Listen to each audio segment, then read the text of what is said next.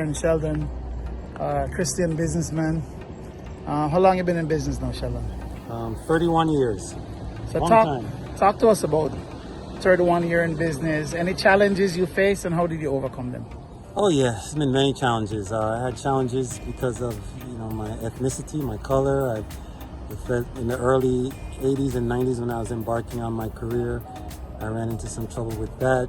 Being in South Florida, some people are not so eager to trust a person of African American heritage. I also had challenges recently with finding good workers, people who are dedicated because of the pandemic and the various work at home attitude that people have. And the world is changing and we just have to evolve. So they've been faced with those issues.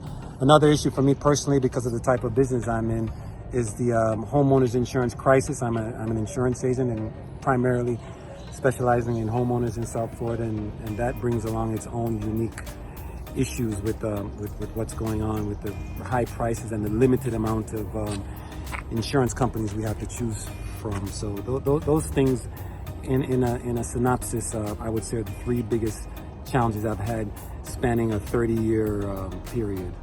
And how has your faith helped you to overcome these challenges?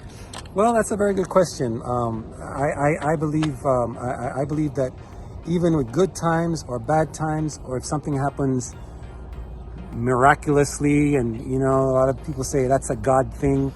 My philosophy is it doesn't have to be something jaw-dropping and awesome for me to call it a God thing.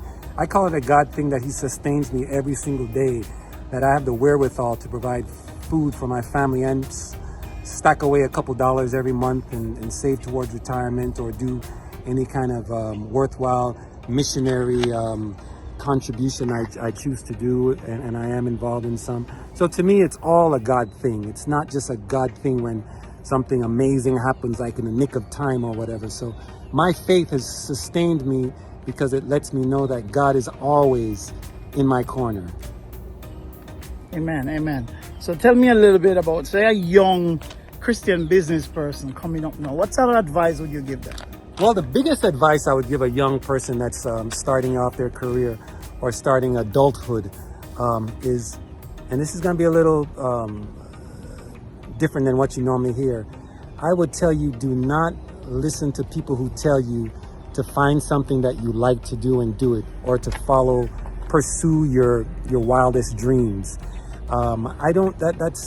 That's a philosophy I totally don't subscribe to. I recommend that you find something that you can do well and earn a good living that you're good at, that can afford you a lifestyle that you yearn for. Then when you have that lifestyle that you want, then with your spare time, your weekends, you can do your passion.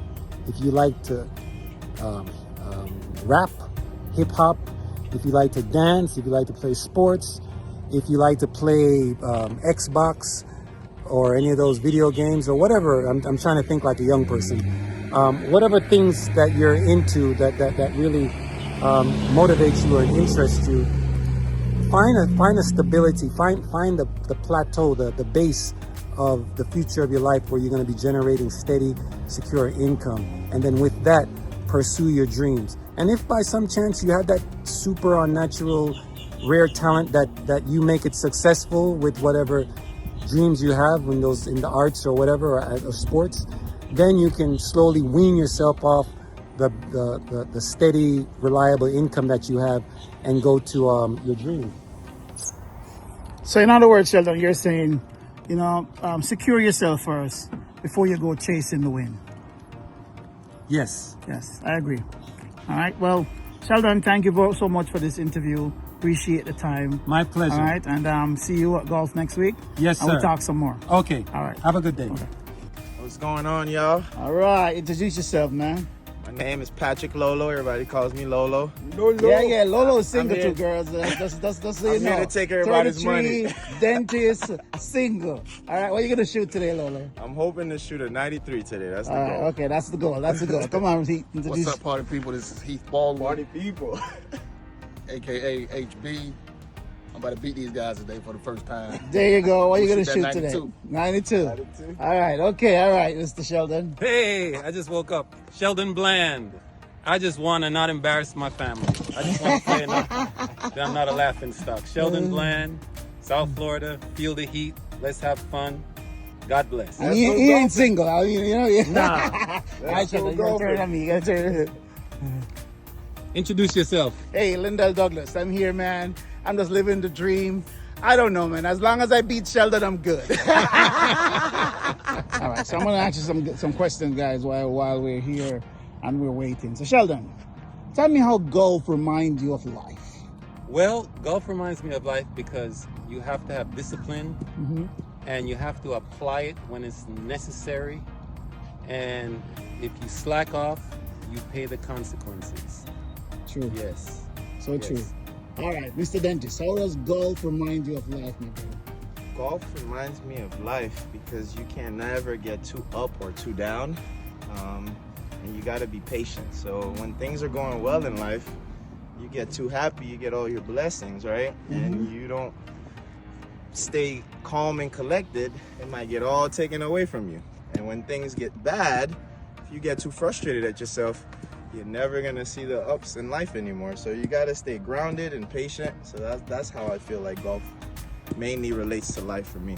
Amen. Amen. All right, brother, tell me. Yes, sir. Golf relates to life to me. It's a whole bunch of adversity in life.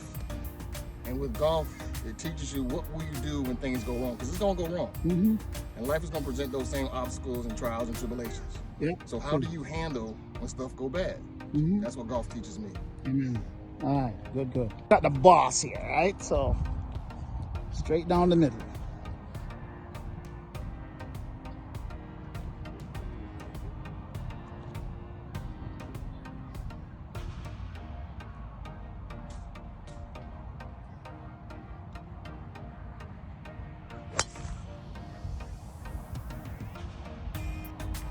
Like a boss.